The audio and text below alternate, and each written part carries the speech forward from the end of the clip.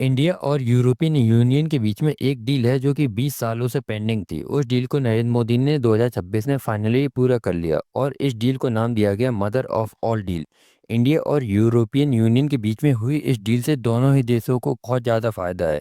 इससे इंडिया के made in India product पूरे यूरोपियन कंट्रीज में टैक्स फ्री बिकेंगे और यूरोपियन यूनियन के लिए एक नया मार्केट ओपन हो गया है जो कि है इंडिया। से इंडिया और यूरोपियन यूनियन की ये डील हुई है, इससे पूरी दुनिया में बस एक ही चर्चा चल रही है, इंडिया और यूरोपियन यूनियन की मदर ऑफ ऑल डील के बारे। और यूरोपियन यूनियन के लिए इसमें ये प्रॉफिट है कि वो अपनी कारों को इंडिया में बड़े ही सस्ते दामों में बेचेगा। पहले जो यूरोपियन यूरोपियन कंट्रीज़ की कार हैं जिसके ऊपर इंडिया में 100% 140% टैक्स लगता था, अब उन पे टैक्स कम करके मात्र 10% हो जाएगा। इससे इंडिया में लग्जरी कार और सस्ती हो जाएंगी। एहे रहा नहीं जाता।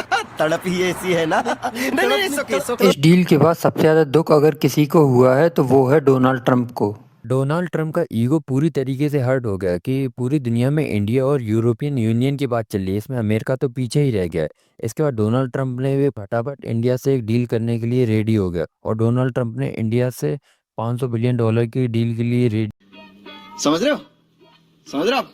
समझ रहे हो? डोनाल्ड ट्रंप ने खुद ट्वीट करके ये जानकारी दी है कि वो आने वाले समय में इंडिया के साथ ट्रेड डील करेंगे जो कि $500 बिलियन की होगी। और डोनाल्ड ट्रंप ने इंडिया के ऊपर जो 50% टैरिफ लगाया था उसको कम करके मात्र 18% कर दिया है। और इंडिया के लिए ये सबसे बड़ी गुड न्यूज है कि एक तो इंडिया ने यूरोपियन यूनियन के साथ ट्रेड डील कर ली, दूसरी तरफ इंडिया ने अमेरिका के साथ भी डील फाइनल कर ली। इससे इंडिया के फार्मा सेक्टर और टेक्सटाइल इंडस्ट्रीज को बहुत ज़्यादा बूस्ट मिलेगा। और इंडिया यूएस डील की वजह से जो शेयर मार्केट में कई समय से जो डाउनफॉल चल रहा था वो भी अब ऊपर आने लगा है और कई सारे इन्वेस्टर अब इंडिया में इन्वेस्ट करने के लिए रेडी हो गए हैं।